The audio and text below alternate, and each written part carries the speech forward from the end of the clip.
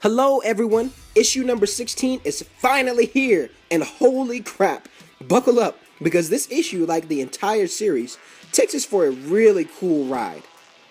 This issue picks up right after issue number 15, where the Rangers and Tommy were in what looked to be a moment of surrender. Billy steps forward to Lord Drakkon, about to quote-unquote surrender, but tells him there's something he should know. Then we flash over to the original Angel Grove, where Rita has kidnapped Trini and taunts her and tries to make her surrender as well.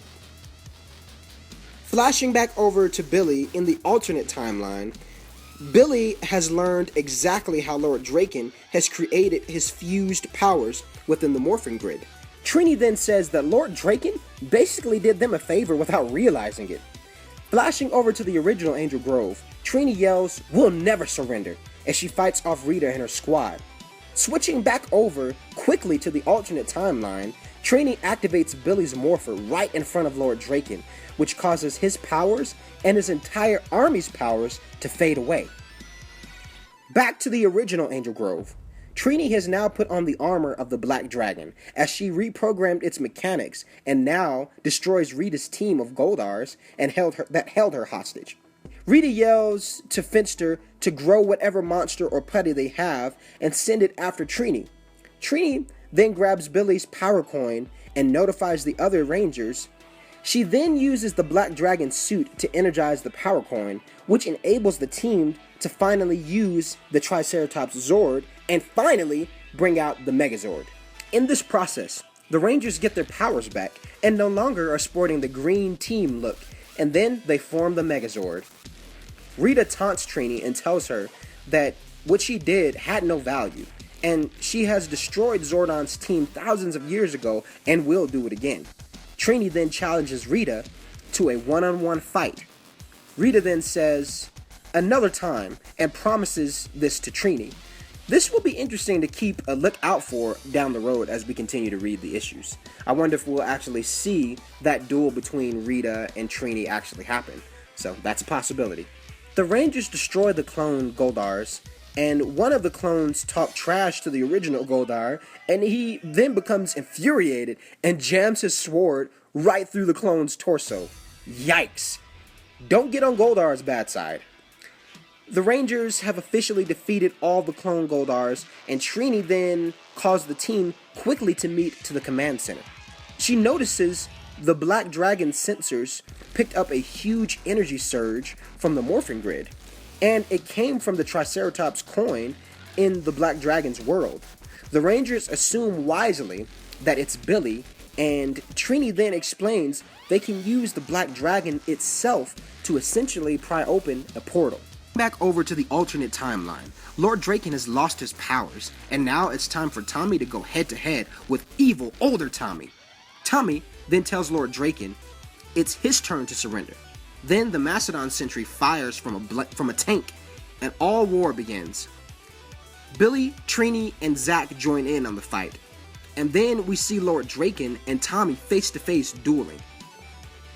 Lord Drakkon tells Tommy, "Well, I just don't know how you prove you have any worth when you can't even beat me." Then Tommy leaps to attack Drakkon, and the war continues. Lord Drakkon insults Tommy for having his friends help him in battle and continues to taunt him. Mastodon Sentry fires at the coinless resistance with no mercy. Tommy has no shame in teamwork and continues to profess this to Drakkon in battle. Then the rest of the Rangers from the original timeline appear from the portal and begin to join in on the fight. The Rangers begin taking down the tanks, and we see Bulk cheering them on as we continue to see commentary from Tommy. The biggest fight, the most challenging battle any of us can face, is the one against yourself. And we see that profound scene vividly in this issue with Tommy.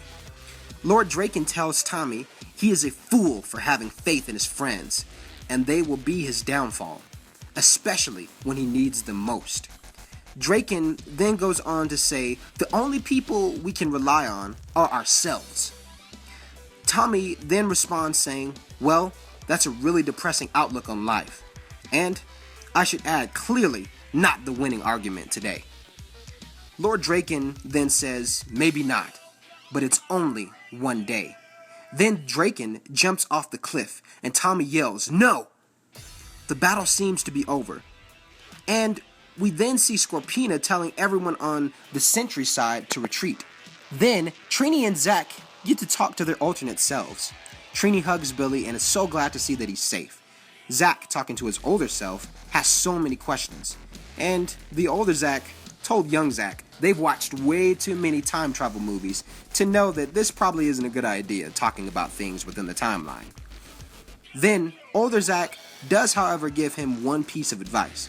He tells young Zack to tell his friends about the offer Rita made to him, and they'll be okay with it, and he'll feel better.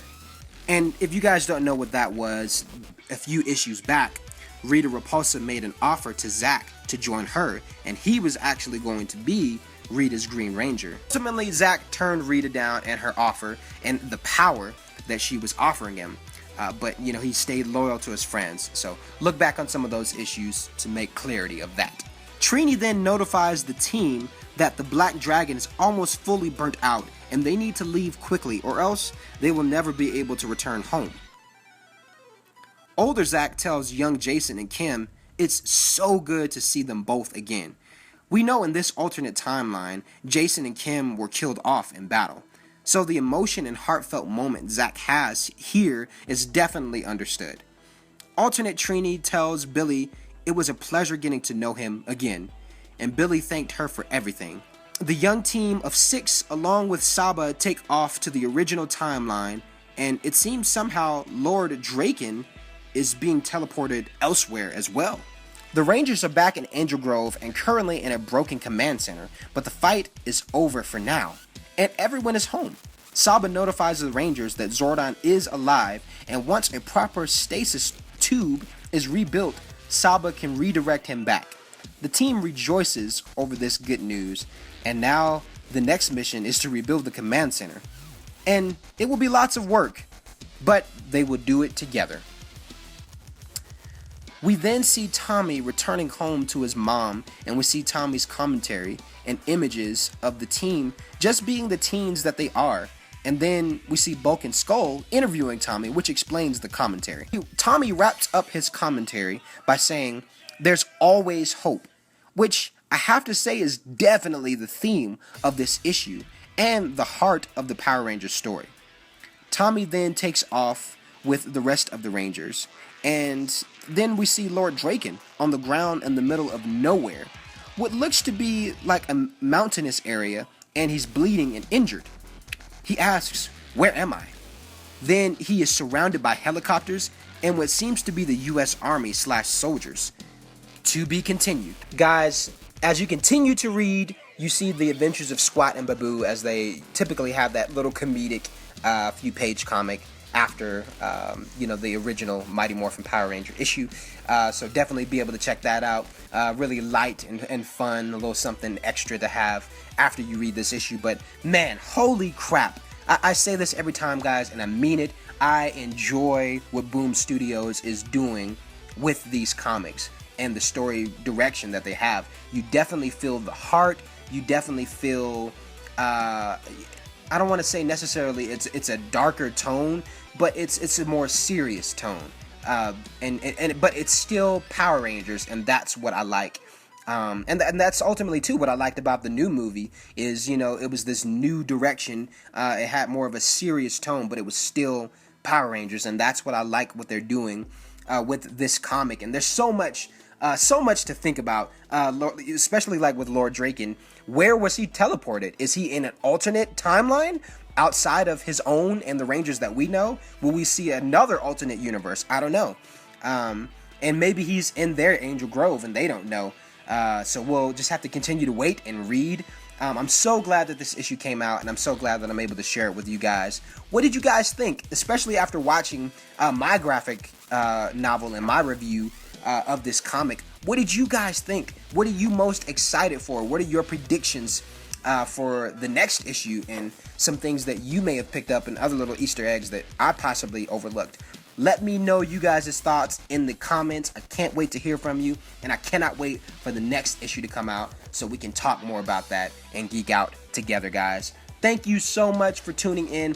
Now's the time. If you are comfortable and you have been visiting my channel multiple times, make sure that you are subscribed so you can stay up to date on the Mighty Morphin Power Rangers comic books and the releases that they have from Boom Studios. So make sure you subscribe to my channel so you can stay updated on all the good Power Ranger glory. Also, ring that bell to get future notifications, as I'm always releasing some cool, more phenomenal content. And as always, guys, thank you so much for tuning in. Until next time, wham, bam, boom.